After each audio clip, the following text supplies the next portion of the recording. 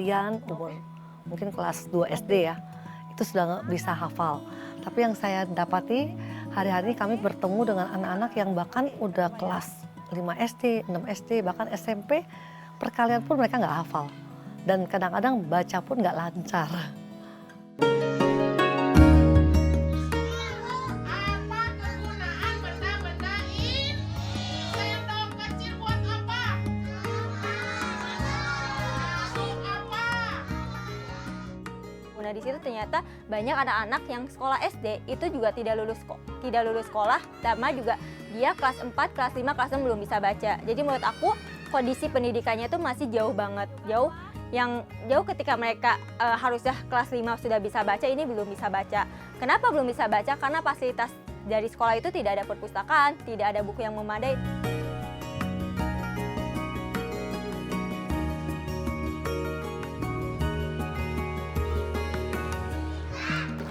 Jangan berisik.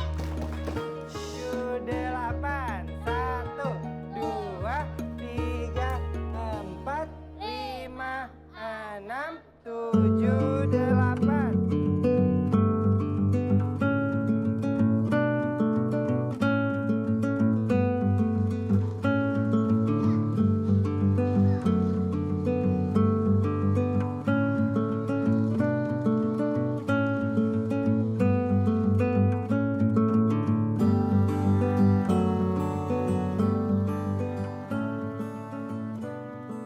Pendidikan masih menjadi tantangan utama yang dihadapi Indonesia saat ini.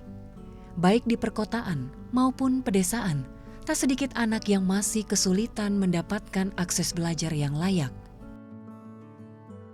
Di tengah kondisi ini, hadir dari para penggerak, Nita dan Dwi, berinisiatif memberikan bimbingan belajar gratis dengan tekad membuka pintu pendidikan bagi anak-anak di wilayah mereka.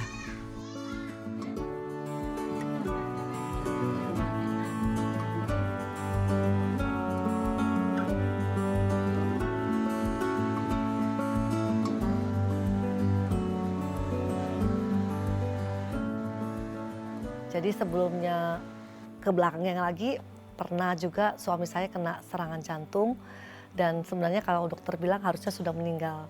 Tapi karena waktu itu saya percaya dan suami saya percaya, waktu itu dia masih diberikan kepanjangan umur dan dia tahu waktunya itu belum selesai dan dia harus lakukan sesuatu buat kota dan bangsa.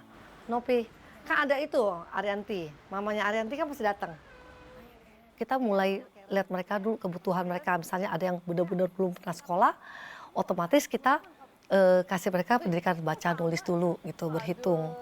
Nah tapi untuk yang mereka sudah mungkin ada sekolah tapi putus sekolah ataupun yang masih sekolah, kita sesuaikan, misalnya mereka hari itu tanya, oh jadi apa penyanyi, misalnya penyanyi ya, kita ada masuk kelas-kelas ya. Jadi kalau di pusat ini kami kelasnya tuh banyak, ada kelas nyanyi. Terus kemudian kalau misalnya mereka mau, oh saya mau jadi orang ahli IT atau apa gimana, nah kita ada program untuk ngajarkan mereka komputer gitu. Terus ada juga yang suka menari, mau jadi apa, misalnya penari terkenal apa, nah kita ada kelas nari. Terus ada kelas menggambar, kelas pianika, angklung, gitar.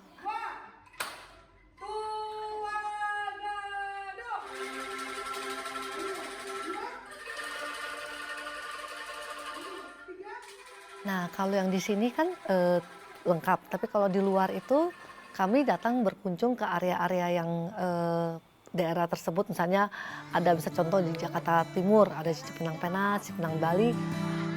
Saya mengutamakan orang lain dari diri sendiri. Saya memandang lurus. Ya otomatis kita datang ke sana dan kita lihat kebutuhan anak-anak tersebut. Misalnya mereka oh kak saya belum bisa baca, nah kita ajarin baca. Dan cenderung kalau yang di luar itu kita ajarnya tuh yang nggak bawa alat, jadi kayak baca nulis berhitung, terus kemudian apa namanya gambar, nari, kadang-kadang ada bela diri. Jadi tergantung kakak-kakak yang datang itu saja, kalau pas hari itu ada yang bisa ngajar bela diri ya bela dirinya ada. Siapa yang berani keluar? Coba. Apa ya? Di Desa Cijayanti, Kabupaten Bogor, Jawa Barat, anak-anak tumbuh di tengah keterbatasan pendidikan. Mulai dari minimnya ketersediaan sekolah negeri hingga tenaga pengajar. Warna putih mana lagi? Ini. Terus warna ungu. Ini. Warna hitam. Warna hitam yang mana? Jadi awal mulanya itu kan datang dari keresahan hati aku sendiri kan. Kayak, wah sedih juga ya. Masa dari satu desa Cijanti itu atau satu kampung ini cuma aku doang nih yang kuliah. Sedangkan teman-temanku ada yang bekerja, ada yang ke pondok, ataupun ada yang menikah. Cuman kayak kita mau pulang, mau cari teman diskusi itu kan susah kan.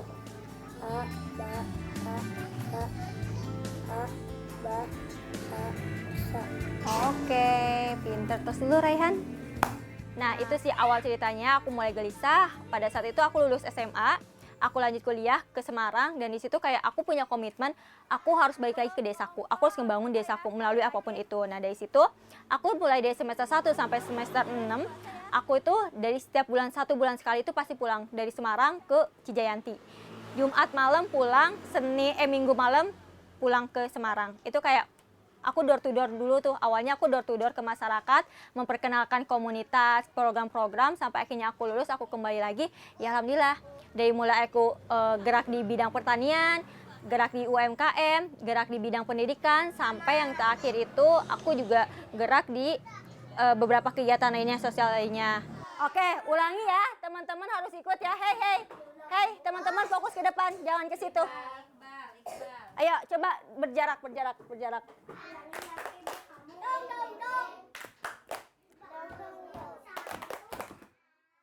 Ya, untuk pendidikan berkualitas, kita fokus pada kegiatan kelas Calistung A dan kelas Gemar Membaca. Yang mana kelas Calistung A itu mereka anak-anak yang dari usia 3 tahun sampai 7 tahun yang belum bisa baca, belum bisa mengenal huruf. Itu kita dampingin biasanya dari hari Senin sampai hari Jumat. Ada yang pagi dan ada yang sore. Sedangkan kalau untuk kelas Gemar Membaca, itu mereka anak-anak yang sudah bisa baca tapi belum lancar dan belum percaya diri.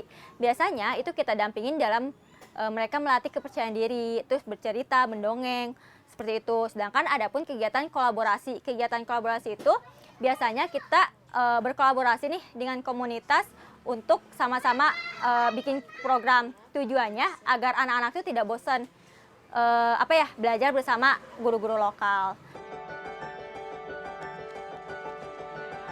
Oke ya, kita ajarin. M, E, C, E, K. Jadi kan di sini tuh target sasarannya itu anak-anak dari usia 3 tahun sampai 12 tahun, berarti prasekolah sampai kelas 6 SD. Biasanya kelas 6 SD itu mereka melanjutkan sekolah, dan rata-rata melanjutkan sekolahnya itu mereka ke pondok sambil sekolah gitu loh, boarding school kayak gitu. Jadi alhamdulillah sih dengan adanya BBC ini, anak-anak yang tadinya cuma sekolah paket, mereka ada keinginan, dan orang tuanya pun juga punya keinginan untuk sekolah ke SMP gitu, ke sekolah formal.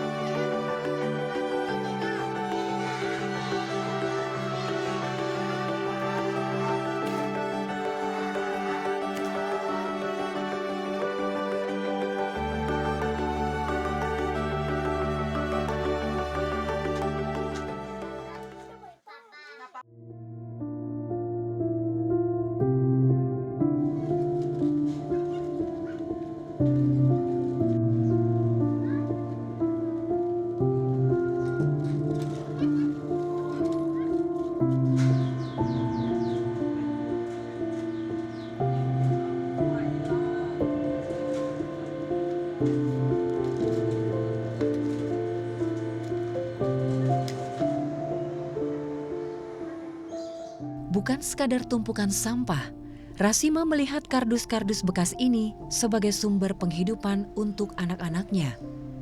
Kehidupannya yang lekat dengan keterbatasan membuat mimpinya memenuhi kebutuhan pendidikan anaknya seolah panggang jauh dari api.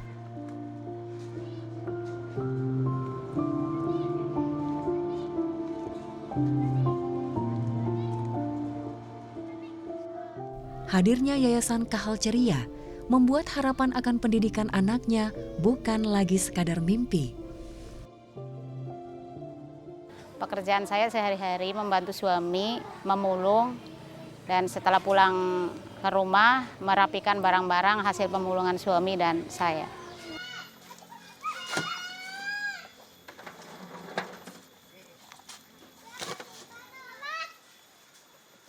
Alhamdulillah semenjak ada Kahal Ceria membantu banget anak ibu yang tadinya belum bisa matematika, alhamdulillah sekarang udah bisa.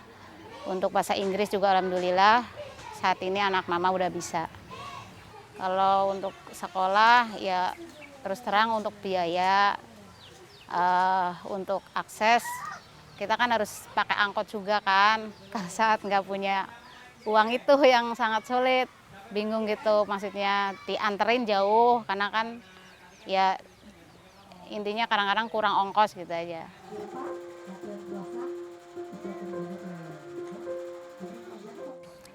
Ibu pernah waktu itu maksain diri karena takut pas ujian tidak bisa inian matematikanya dan bahasa Inggrisnya. Ibu pernah ngelesin sekitar 2 atau 3 bulan, ya lumayan sih. Sampai 600 ribuan itu ya buat ibu mah nyesek banget ya. Tapi ya karena demi anak, biar anaknya nggak seperti mamahnya, nggak seperti ngikutin orang tuanya gitu, pengen anaknya maju, biar jadi orang yang sukses seperti anak-anak yang lainnya gitu. Saat itu Ningsih anaknya agak kurang percaya diri, tapi semenjak belajar di Kahal Ceria ini, alhamdulillah Ningsih udah ada perubahan, udah bisa percaya diri.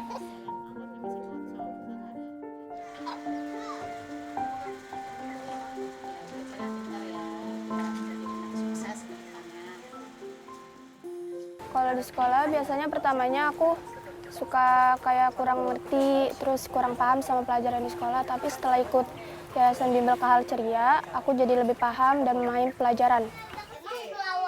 Jadi gini, caranya gini, yang cowok kasih soal ke cewek. Kesulitan aku dalam berhitung kalau di pelajaran matematika, kan kalau itu suka ada perkalian yang sampai ratusan ribuan itu aku kadang suka susah ngitungnya. Ke kakaknya biasanya pertamanya ngajar dulu, terus habis ngajar suka ngejelasin, terus ngasih pertanyaan, ngasih catatan-catatan pelajaran, sama kalau waktunya biasanya sudah habis ngasih PR. Tadi gimana kalian di sekolah belajar apa? Belajar bahasa Inggris. Kamu apa? Aku MTK sama bahasa Inggris. Kamu? Matematika. Kamu? IPAS. Kamu matematika sama bahasa Indonesia. Terus pengalaman terbaik kamu di kelas gimana? Aku waktu itu padahal yang merusakin pintu yang ininya bukan aku, tapi aku dituduh sama teman-teman aku kalau yang merusakin itu aku. Terus kamu gimana? Aku udah bilang ke guru kalau itu bukan aku, terus kata guru bilang kayaknya udah nggak apa-apa, jangan diulangi lagi, udah gitu. Untung gurunya baik. Perubahan cara baca tulisan bahasa Inggrisnya. Biasanya awal-awal kan aku pertamanya nggak bisa cara bacanya, tapi setelah belajar di Yayasan Kahal Ceria aku jadi lebih bisa ngafalin kosakata bahasa Inggrisnya. Cita-cita aku ingin menjadi pengusaha kaya supaya bisa membahagiakan kedua orang tua. Aku nanti kalau udah besar ingin membawa mama aku ke Mekah dan pergi haji.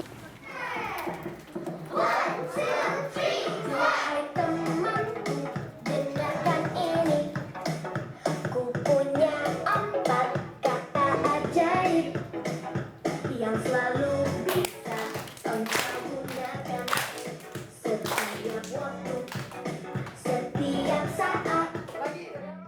45 menit pertama tuh kita belajar. Setelah belajar kita masuk program. Nah programnya itu kan ada nyanyi, ada upacara, ada icebreaker, ada games. Nah waktu itu istilahnya relax buat mereka. Nah biasanya anak-anak tuh lebih suka pergi jam yang tersebut.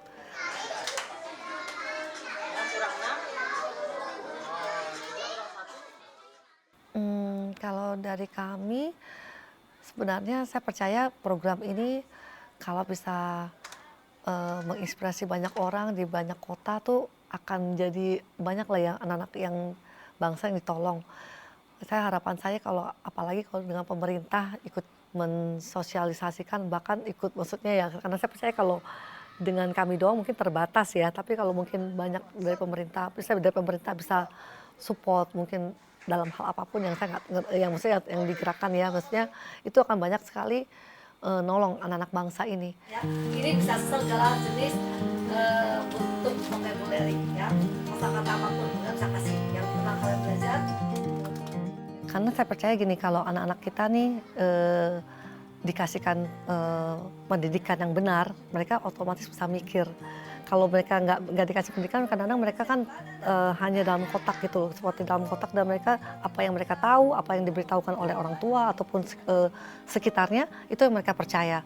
Tapi dengan mereka bisa minimal bisa baca, nulis, mereka nggak gampang dibodohi, dan mereka bisa pasti keluar dari kemiskinannya pasti bertahap ya. Dari situ mereka bisa ngerti, dan akhirnya mereka bisa maksimalkan waktu mereka masuk ke mungkin mau kerja apa, jadi disesuaikan dengan kemampuan mereka kayak gitu.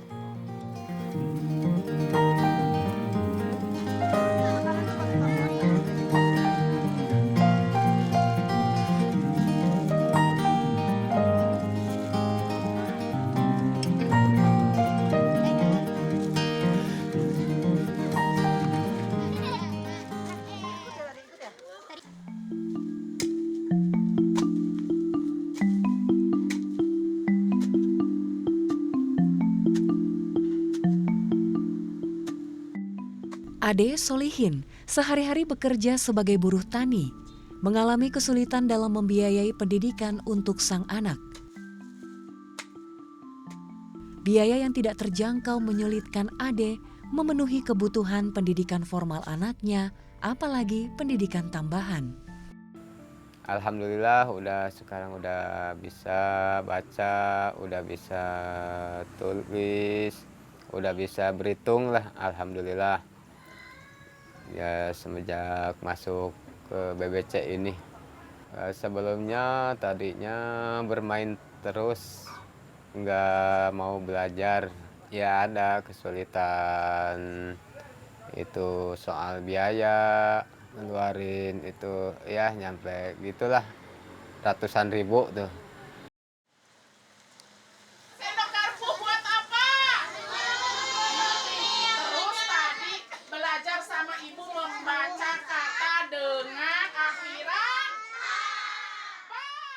Sekarang alhamdulillah udah bisa bergaul sama teman-temannya. Tadinya pendiam terus nggak main sama teman-teman. Sekarang udah bisa, alhamdulillah udah bergaul lah sama teman-teman. Saya nggak ngeluarin uang lah, nggak ngeluarin biaya gitu. Kan itu kerja saya di kebun, jadi gaji saya kecil, cuma 65, itu buat makan pun hampir nggak cukup gitu. Pengen sekolah tuh tinggi-tinggi, pengen sukses lah, nggak seperti saya dulu nggak sekolah.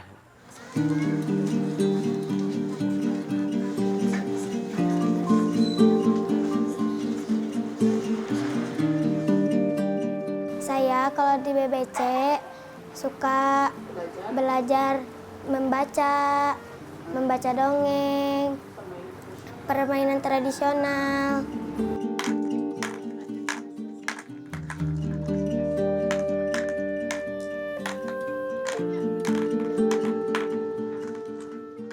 Kesulitan saya belajar bahasa Inggris. Dalam bahasa Inggris itu kesulitannya apa?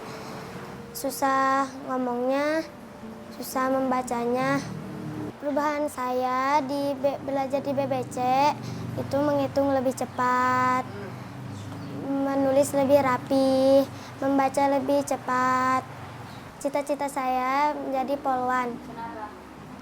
Karena biar bisa menangkap kejahatan. Teman-teman udah diajarin ini belum? Perhitungan sama Bu Guru, hitung-hitungan. Udah apa belum? 5 ditambah 2. Ayo, siapa yang tahu jawabannya? Cinta? Ini juga bisa dicontoh mungkin sama teman-teman bahwa untuk membuat sebuah gerakan di desa itu yang harus kita rubah itu adalah dari mindsetnya, dari dunia pendidikannya. Kalau dunia pendidikannya udah bisa kita gerakin, insya Allah ke program-program lainnya juga akan bisa berubah.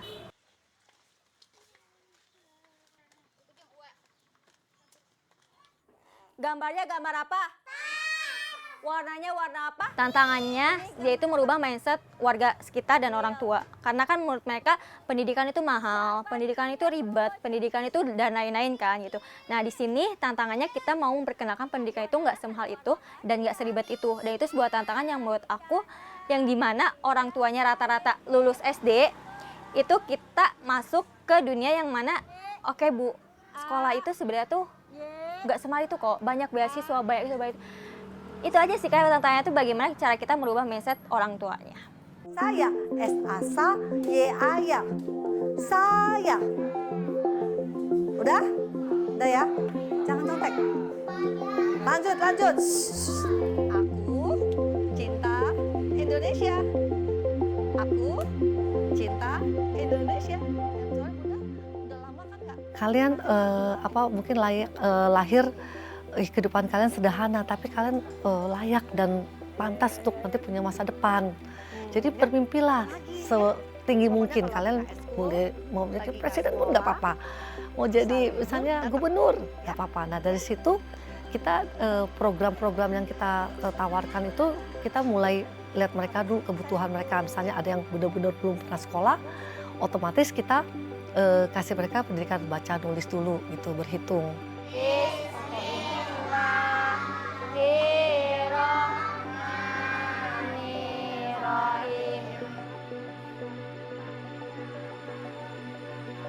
Aku berharap sih bukan hanya terhadap masyarakat, tapi terhadap pemerintah desa, kecamatan, kabupaten maupun nasional ya, itu bisa juga mensupport kegiatan-kegiatan literasi yang ada di sekitarnya.